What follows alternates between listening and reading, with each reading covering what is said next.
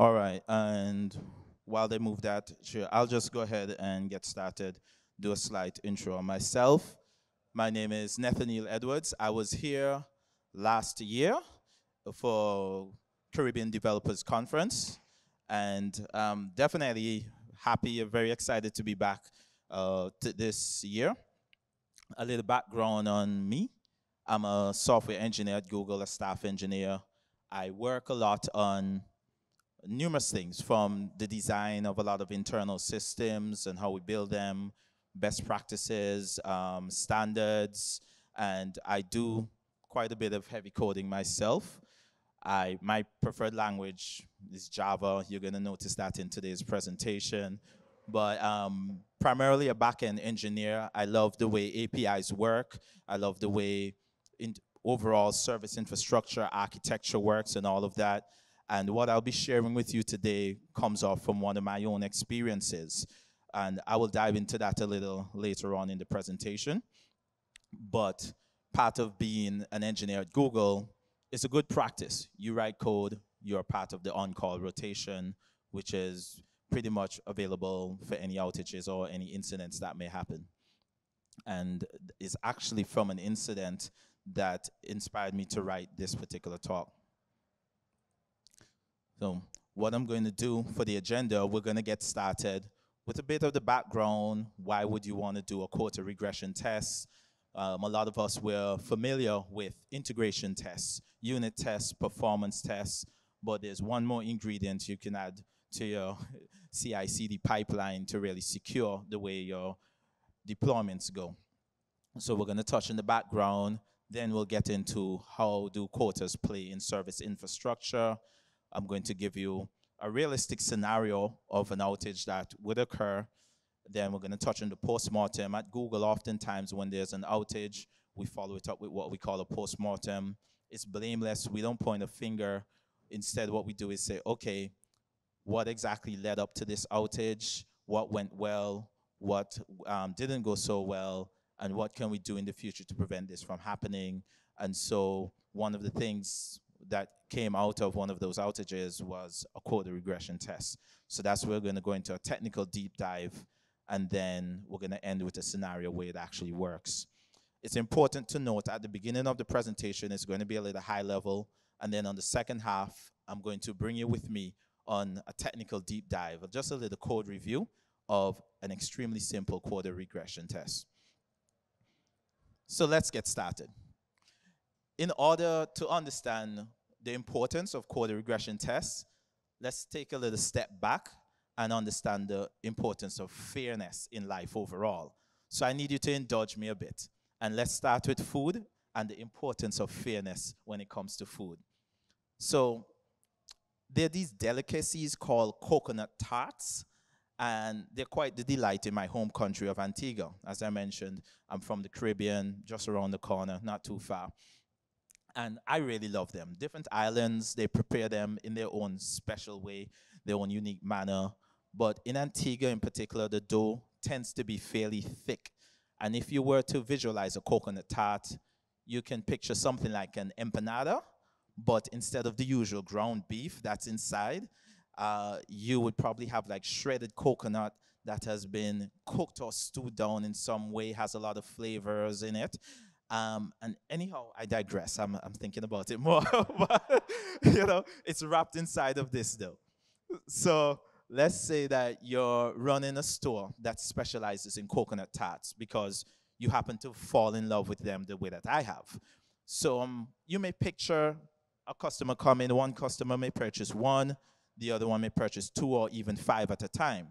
That might be okay at first, but then you have this one customer that they have all the big bucks, and they just come and purchase 100 coconut tarts at the very start of the day. And maybe that's all you produced, to sell. That's not really good for business. You might as well sell your entire business to the customer, because I would think that you would want to enlarge your customer base so that the success of your business does not lie in a single entity. And so to prevent this from happening, maybe you scale up production to 1,000 coconut tarts a day. But then you also put extra policies in place for your company. You say, hey, there's a limit of 10 coconut tarts per day per customers. We're going to call these limits quotas. So now at the end of a good day, one where you sold all your coconut tarts, you're still guaranteed a customer variety of at least 100. And that's much better than one, right? So that's the art of fairness, where we can prevent a single customer from having a monopoly over all your resources and what you can produce in a given amount of time. This brings us now to the question, how do quotas come into play in service infrastructure? So let's translate that a little better. Imagine you're building out your services and integrating with different endpoints. A lot of us here that are engineers, we're familiar with that. We build microservices, we integrate with third parties, or even we just fragmented out our services a bit more, so they're more modular. So oftentimes you'd be subjected to quotas, and service providers have these in place to prevent a resource monopoly, to ensure that they can consistently meet the indicators of a healthy service within those limits. If we take a look at the diagram that I have here, which might be a little tricky to read, but in summary, what's actually happening, you may have a build pipeline that goes to a code repository. And let's say I'm using Google Cloud. So you submitted your code to something like GitHub, and then I have a Google Cloud trigger that says, okay, I see code has been checked in. Let me trigger my build pipeline using something like Google Cloud Build.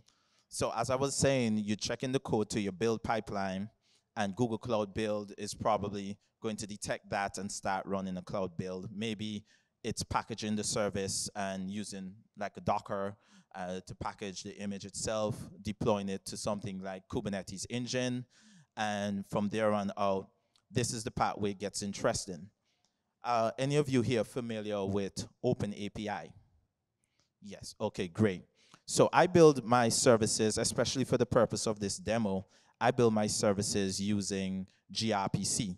But it's important to understand that what I'm about to talk about is not limited to gRPC. As long as you can describe your service using OpenAPI, you can take advantage of this as well. There's this thing called cloud endpoints, and essentially it is like an API gateway, but with OpenAPI or in gRPC, you can define your cloud endpoint and describe it in a way that says, hey, I have a service, these are the methods in the service, and these are the limits on the method. And we're going to go into detail and get to see exactly what those limits would look like. But what that allows me to do now is if I have something like the book service and it has list books, I can say only allow customers to hit it at 150 queries per minute. And I can define that in my cloud endpoint. If I need to change it, it's just a configuration change in the YAML. So that being said, it's important to point out why we need to do this is because resources aren't limitless. They cost GCUs, RAM, disk space, and even more. And when we think about where quota regression fits into all of this, quota regression sits in that space between your expected quota and your actual quota and the conditions under which that expectation can change. So let's revisit the same store scenario again. Assume customer A has a quota of 10 coconut tarts, but customer B is a special case. They have a justified reason to be able to purchase maybe 20 per day for some duration of time. Maybe it's back to school season, they're selling more. They have a justification. So to account for this, we produce just a little bit extra to make sure that we can provide for that particular need and increase their allotment for a few weeks and bring it back down to 10 afterwards. When the next year rolls around, what if that customer assumes the same treatment, but they never spoke to you, never updated the contract, inflation happens, costs change, and you brought them back down to 10. So now they're trying to use their 20 and they realize, hey, I don't have that available. It becomes pretty embarrassing. And this is actually common in the engineering world. So what we're gonna do as we drill down further into this, we're gonna expand the business from just selling coconut tarts into the digital space, where these customers have made your resource itself just a small part of their larger business. maybe they need to integrate online with you, and they're going to hit your inventory management API that you have on Google Cloud. So on their end, every time an order is made, it's going to hit your inventory management API. So you're the one that's going to be enforcing customers in this case, and then the ones that need to actually put quota regression in place to avoid any outages. So scenario 1, this is where an outage actually happens. Let's assume customer B has been using your API maybe about 3 years, no problems. But then an engineer, easily could be any one of us, decides to refactor some code, add a nice little new feature. So you know what they went ahead and did? Instead of you going on their API and clicking in the UI and entering an inventory change each time, they made it easier. They said, hey, let's give the customers a file they can just upload, and then it just batch uploads all those APIs. So what happens is you are accustomed to maybe sending 1 or 2 queries per second, but now you gave them a file that probably has 1,000 orders, and you wrote your code good. You parallelized that code. You didn't do one after the other. You just spit out 1,000 threads because you got that capacity, and bam, it hits your API. You're all of a sudden receiving 1,000 queries per second just from that little refactor. It's a nice experience from the UX, but that's how they set it up, and maybe it's a case where this feature was being announced, it's going to happen. So now the feature rolls out, customers start using this, the outage happens. You're getting throttled over and over again. They contact you, you see, okay, you need to up the quota for them. But guess what? You don't have enough Kubernetes instances turned up. So now it's your responsibility to figure out, do I need to horizontally scale or vertically scale and spin up new instances? And spinning up an instance is not instant. You know, it takes a while, and during this time, your company is getting embarrassed, which is not good for your reputation. And that results in a postmortem, because you have an outage. And we have to think about what happened, what went well, and how we can prevent that. So now, that engineer just happens to be sitting in this room at CodeCampSDQ, and they hear about the talk about quota regression, right? And so they said, all right, let's go and incorporate that. So in order to do this now, the next ingredient we need is to understand what you have available.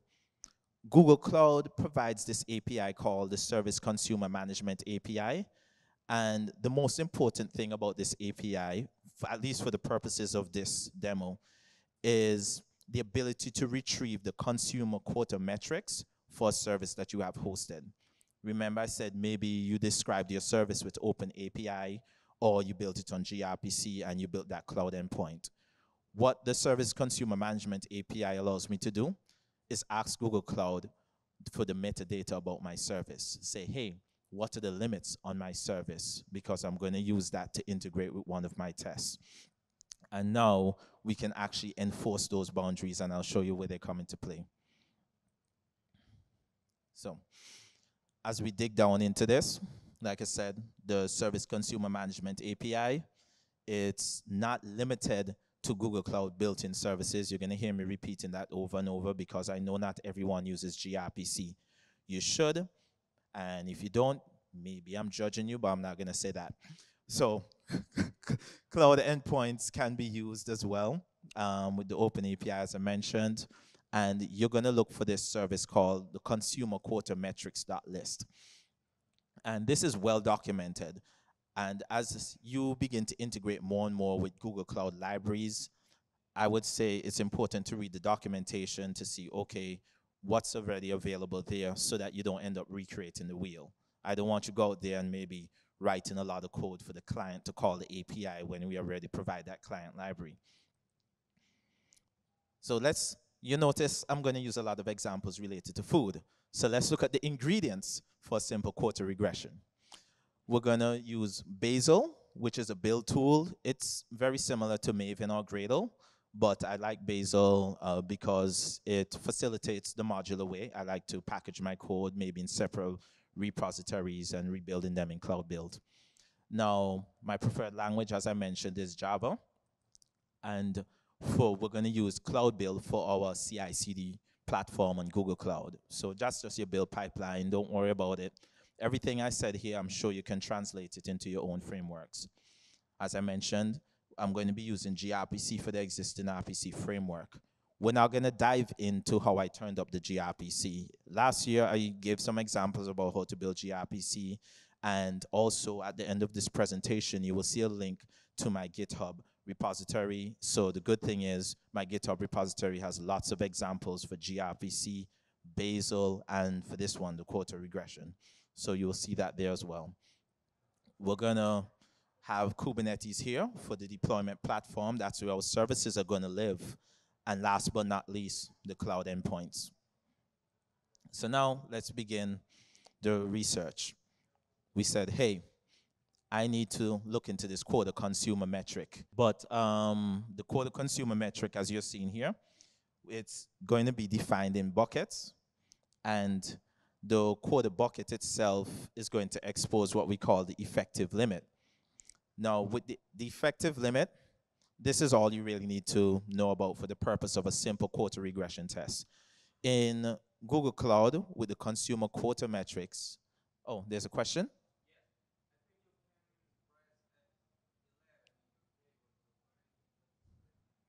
I can press F11 and what? Uh-huh. Let's try that. 1 second. Nope, that's F11. This, huh? Oh, okay, that's what you're saying. All right. 1 second. Okay,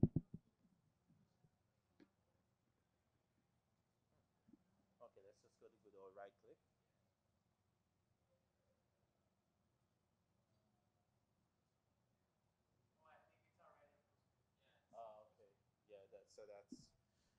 Okay. Yeah, I'm sorry about the quality here. I'm not sure why.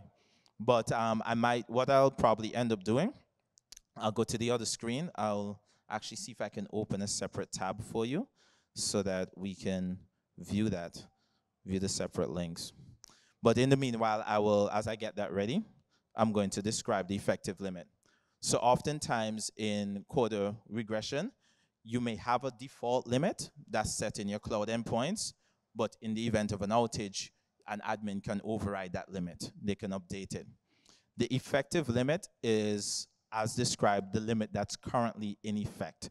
So if there is an override, you will see the effective limit. If there isn't, you're going to end up seeing the default limit.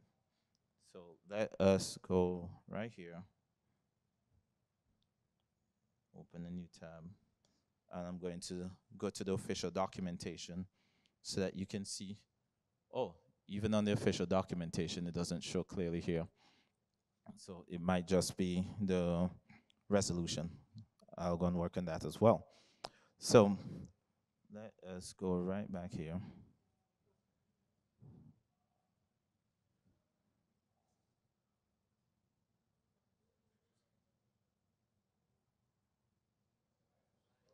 Okay, is that any better? All right. I didn't expect it to take so long for somebody that works in tech to fix a tech problem. So, yeah, so I'm going to just be switching between the windows accordingly so that you can see a better resolution as much as I can. So here you can see there's a quota bucket that talks about the effective limit. And you see like there's a override, consumer, admin override. The effective limit is what is actually being applied. And that's what we're going to be concerned with for this. So when we drill into the code, you'll actually get to see what that looks like. And I'm going to get the backup of the actual code on my GitHub ready, just in case the screen isn't showing as I would like. Now, let's jump right into the technical deep dive. And yep, as expected. So first thing we're going to do, I'm going to load up my GitHub repo, so ahead of time, you actually get to see that. So in my GitHub repo, in the quota regression example, what the slides would be trying to show here is the Google Cloud build file. Can you see that somewhere properly? Okay, that's great. So let me switch back over here now on my end. So yes, in this Google Cloud Build file, what you'd essentially be looking at is the YAML definition of what, this is actually the cloud endpoints file. Now that I brought that up, that's what I need to touch on first. So we're gonna touch on the cloud endpoints, and then we'll go to the Google Cloud Build. I'm having to navigate multiple screens now to support this. So let's drill down into the repo from last year. And we're going to look at what a cloud endpoint actually looks like. And if we were to go into my service, GCP configs, dev, endpoints, and clearly I have this memorized. Yes, can you see that properly? Okay, so in this API configuration, you're going to notice just a few ingredients I want you to keep in mind. What's the name of the API? Because when we build our quota regression tests, we want a way to configure and say, hey, I want to run quota regression tests on this particular API to make sure it's provisioned with the right amount of resources. Now that we have the name, the next thing is we want to define metrics so that we can assign costs to them. And generally, it's a common pattern. You want the metrics you define, you'll just give it a name. In this case, you notice I'm using read calls and write calls. Because my book service, it has read calls like list books, get books, and a write call like update book. So now that we've defined these metrics, we say, hey, there's something called read calls, and it's a value in 64, and there's something called write calls as well. Now we're going to set our quota limits in this section where you see quota. So if you look here, we're going to give it a name, which is the API reads quotas per minute per project. And that's how you set up the per minute quota right here. You would say 1 minute per project, and the same thing right here. And so now I've set a limit of 200, 200 here. Keep this in mind. So the purpose of this demo, this is going to, we're going to imagine this is our prod setup. So prod has 200 available for us. And if we were to look at dev for the purpose of this demo, you notice it has 150 and 100 here. I'm deliberately giving prod more resources than necessary so it would pass. And then we're going to flip the scenario where the baseline is the one that actually has more, where it should fail. The low environment says I have a lot of quota, and the high environment says I don't. So once we set this up, we then apply the rules to our methods. So we can use a selector and say, for all the methods, by default, you're going to assign them as read calls. But in the case of update book, it's going to be write calls. And that's how you associate the cost with your methods. And if you look at the length of this file, it's not very long. Defining a cloud endpoint is fairly simple. Define your methods, define your metrics, define your costs, and then apply one to the other. So let us move on now to the next ingredient, because remember, we're talking about what are the ingredients we need for quota regression. And the next thing we're going to want is the consumer metrics. How would I actually retrieve those metrics in Google Cloud? So yes, if we were to look at that in Java, what's actually happening is Google provides this thing called a service usage client. And when you're running on Google Cloud, just by literally calling create, you've already created an instance. It knows to use the authority of whatever is running this code. So later on, you're going to see it's our Google Cloud Build that's running our quota integration tests. And so it's going to use the authority of our Google Cloud Build, aka the service account. This is not a lot of code. It literally just says service usage client, list the consumer quota metrics for the request that I give you, and convert all of it to a list. That's the next ingredient. So right here, to get the effective limit, we're not doing anything special. We're using the Stream API. We're going to iterate over the quota metrics, get the list of consumer quota limits, and find the one that's equivalent to the metric name. In this case, if you remember earlier, the metric name was the read calls that you saw, or the write calls. So I might be saying, hey, I want to do a quota regression test just for the read calls. So, hey, filter to the metrics that matches the read calls, and then get me the effective limit. So with that, now we're getting to the layout of a quota regression assertion. You should be able to say, given a baseline API, which is your lower environment, and a production API, which is your production environment, can you get me the quota for each of them? And you do a simple comparison right here. Is production provisioned with at least as much as the baseline? And once you do that, that's a check state, so it will fail accordingly. So in my code, you'll notice here in the quota regression, I'm going to show you one of my tricks.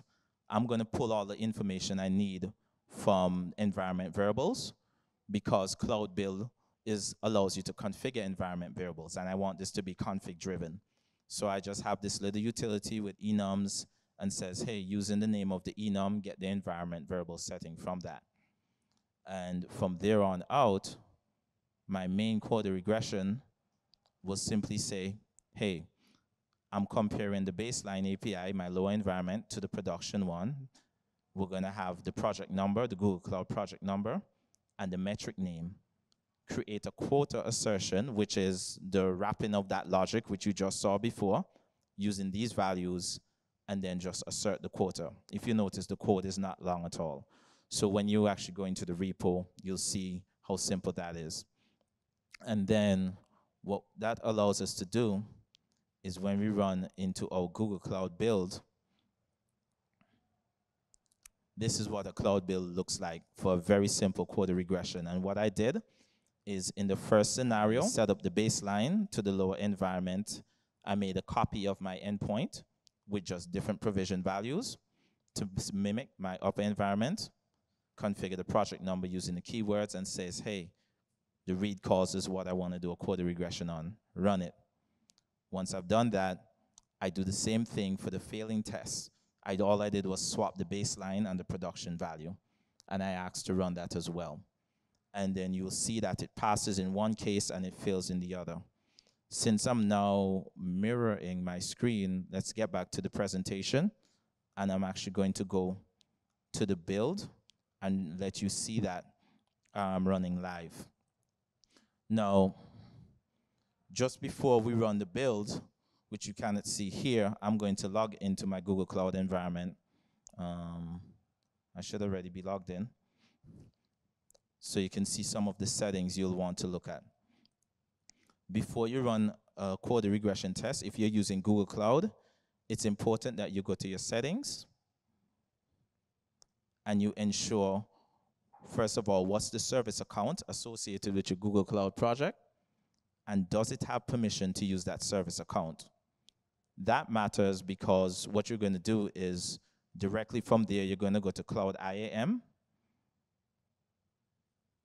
and you're going to grant that service account, which I failed to copy into my clipboard, but you're going to go into grant access, put that service account in here, and make sure that it has the role of a quota viewer.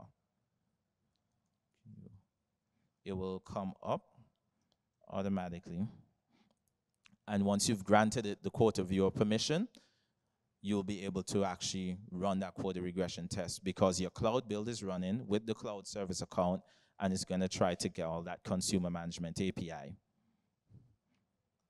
So here, let's go to actually an example of that running. So this is an example of me building the service account and the quota regression test running.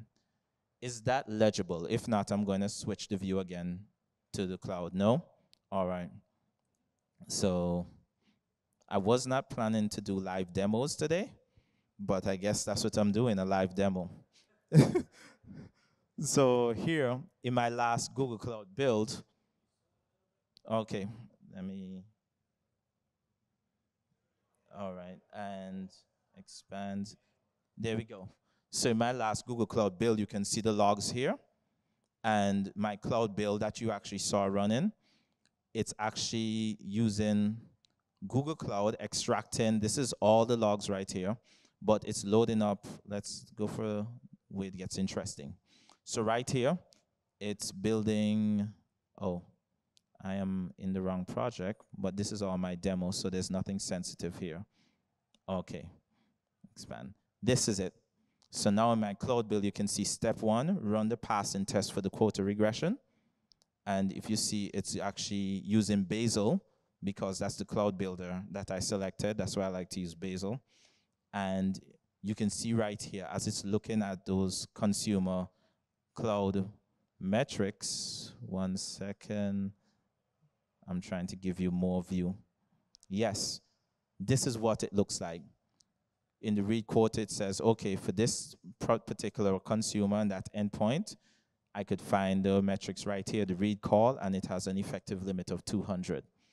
And then you can see that it looked in the other project, in the other cloud endpoint, and it had an effective limit of 150. And it was able to run that, and it saw, okay, that test passed. But when I swapped it around in my cloud build, we're going to scroll down. You can see the error message. Production environment is not provisioned with enough quota. Baseline is 150 and production is 200. And that would have blocked your release pipeline. So now we actually can move on to the part of this that you're probably asking yourself, how can this apply to me and what I currently do? So there's cases where many of you're probably writing performance tests right now, but the performance tests may not be accurate. A lot of the times you might be in a lower environment or using mocks, for example, and so you're not subject to the same quota limits.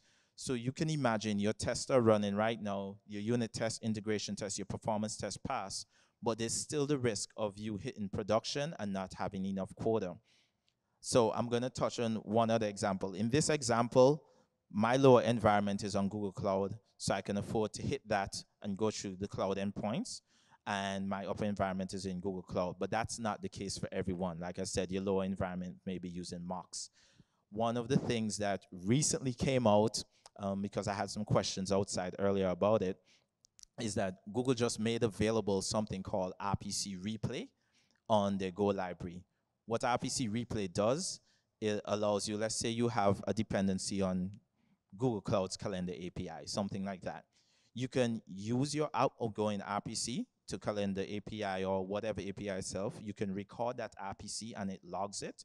And then whenever you actually query that RPC again in other requests, it replays from the log instead of making requests to downstream service. So RPC replay is actually very important when it comes to something like a performance test.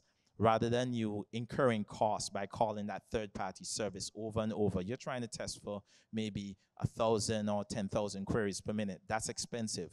What you want to do is record and replay your logs. And now that at least covers the part where your system is able to push that throughput without incurring costs in downstream services. But what you want to also do now is still that quota regression test. So if I were you, and like I said, it's beyond the scope of this presentation, but it's something to think about, is that I would take the results of my performance test to know that, hey, I'm hitting my throughput. I know what's the downstream quotas that I need, and that becomes my lower environment in some sort of configuration. But integrate that into your release pipeline so that your quota regression test checks against not only did your performance test pass, but the configured expected quotas in your lower environment are at least met in your production environment if you're running on Google Cloud or something of the sort. So a quota regression test pretty much runs hand in hand with a performance test. It should come after, but that just makes sure that you're ready to release. So I am going to end there to make sure that you have enough time for any questions, but I want to put up this link here for my resources. You'll see my GitHub, the quota regression example there, and any other public GitHub project I have has examples for the gRPC. I actually have a cloud blog post as well that goes into detail on the quota regression testing. And remember to check out the RPC replay. Any questions? Let's go. You said that the quota limits can be redefined by an admin.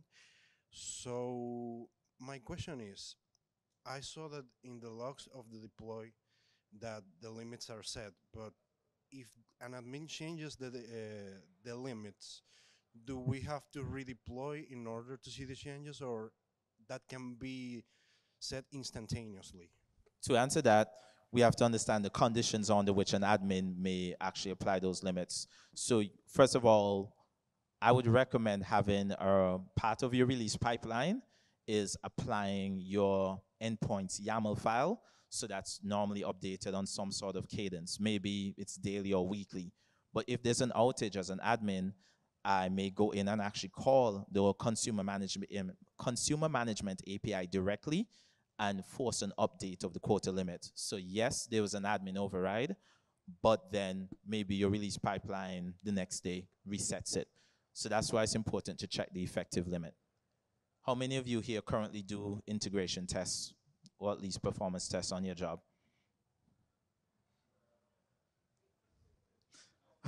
Okay, so at least that gives us a small to do. So I assume we all at least do unit tests for code coverage. You do okay. So literally, it goes in that order: the unit tests, then the integration tests, which will take some time exploring. Is a bit. It can get a little complex, and then after the integration tests, and you have that working, then you use the same, pretty much the same logic you'd use for an integration test. You take it to the next level, and you do a performance test to make sure you can actually hit those high numbers. And then on top of that, you put the quota regression test, and that's how you're sure your system is stable. So I'll leave you with the thing we all love, homework, which is get let's get integration tests running in in our companies. Hey, it's only gonna make you look good. It's like, yeah, you know, he's the one that implemented the integration tests, and our systems are a lot more stable. You know, it's all about you, not me. You know, so let's get the integration tests on, and then play with performance, and we'll play with quota regression tests afterwards. If there's no más preguntas, that is all. Oh, there's one more. Okay, yeah. All right.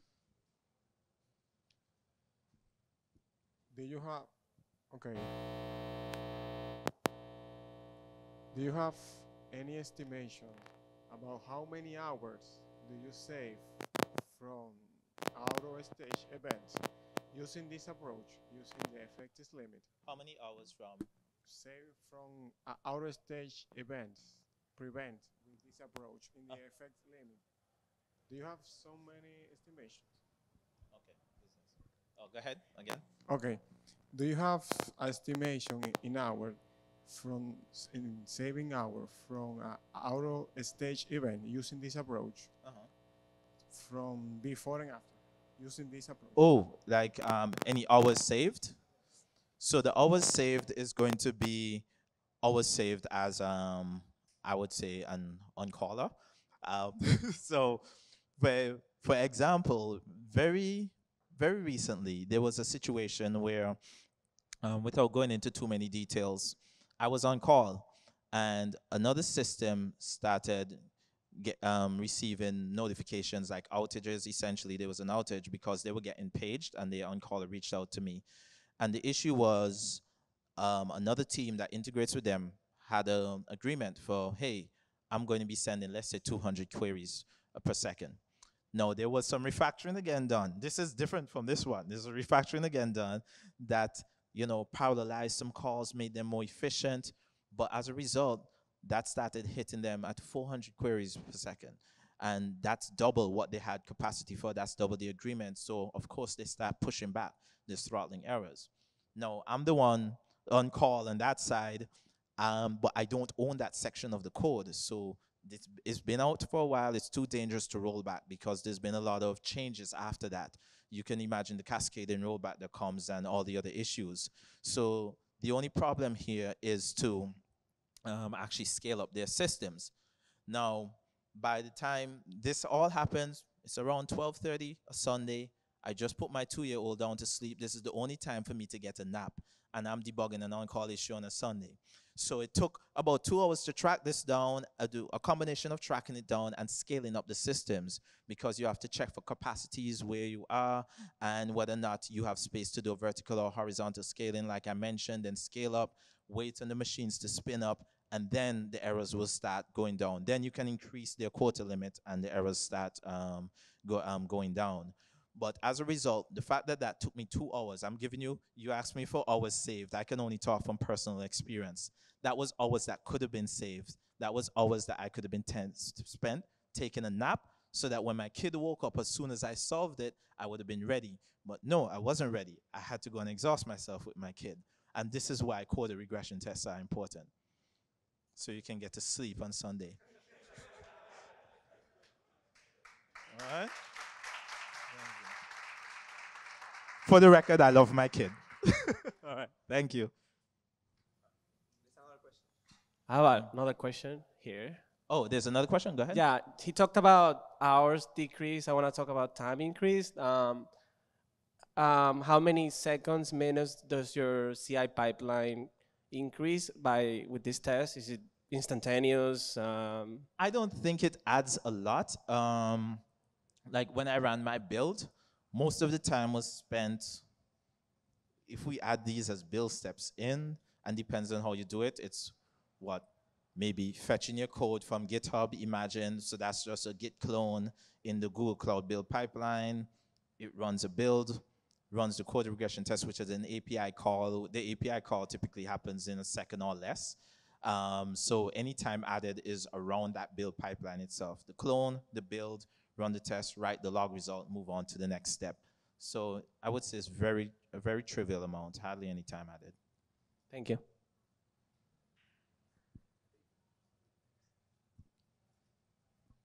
All right. If that's all, thank you so much for coming. I have another question. There's another. I didn't see. I'm so sorry. It's okay. Yes, it's okay. go ahead. I want to ask you what you think is the better moment to run this kind of tests, per PR, post PR. When do you think is the right moment in the pipeline, the deployment pipeline, to run this regression test?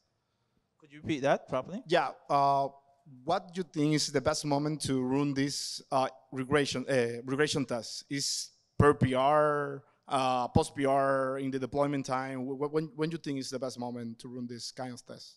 Oh, so just to be clear, are you asking me like how do I determine those values? No. Oh. You know, we have a pipeline, right? Yeah. You send a PR, you have unit tests running in your PR, Yeah. and then you merge that. You have some integration tests running in your deployment process. So what do you think is the best moment to run regression tests? Right after your performance test. Okay. And in what moment are you running your performance tests? Is before the deployment or when? I would recommend running your performance test before pushing to production. Okay. So my personal pattern is, so at Google, we have different environments. We have, you know, your regular dev environment. I suppose I can generalize it. There's dev, there's user access testing or staging, there's production. Of course, there's in-between environments. But my pattern generally is when I push to that second environment, user access testing, I trigger off performance tests immediately so that they're already running, they're passing. It's like part of my deployment. Yes, I've pushed to UAT, but run my performance, run my quota regression. So that way, when it's time to push to prod, I'm pushing the last successful deployment to staging, rather than at the time of pushing to prod, running those tests. And another question, thank you. And another question is, you mentioned that you have different rate limits for different kind of user, right? Yes. So how are you defining those rate limits for different kind of user? And are you running different integration regression tests for different kind of user, like a level tier approach? So the biggest thing is making sure that you have overall capacity on your service. Maybe you're targeting 10,000 queries per minute as a service, and you can handle that. Your performance tests have proven that. Your dependencies show that you have enough quota provision for that. What you assign to a customer now comes off of their needs, because maybe a customer did a design, maybe their user base has shown and user research has shown that, hey, they're going to be needing 200 queries per minute or so, that's when you say, all right, I can afford to give you that quota. If you need more, that means I need to scale my systems up, set a different target for my performance test to prove that it can handle that, make sure my dependencies can handle that, and then I can increase your limits. I might be, okay, we have 3 minutes, yeah, we still have time, yes. But does that answer your question? Great. Okay, I had to make sure I did this, thank you.